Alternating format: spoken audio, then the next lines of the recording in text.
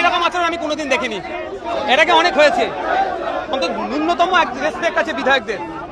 সিভিলে পুলিশের মধ্যে থেকে আমাকে মেরেছে, প্রচন্ড জোরে মেরেছে।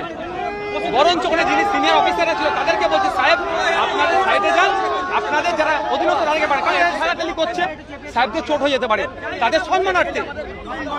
তার পরিবর্তে কি আমি একটা পেলাম? হ্যাঁ, কথা বলছিলাম তো।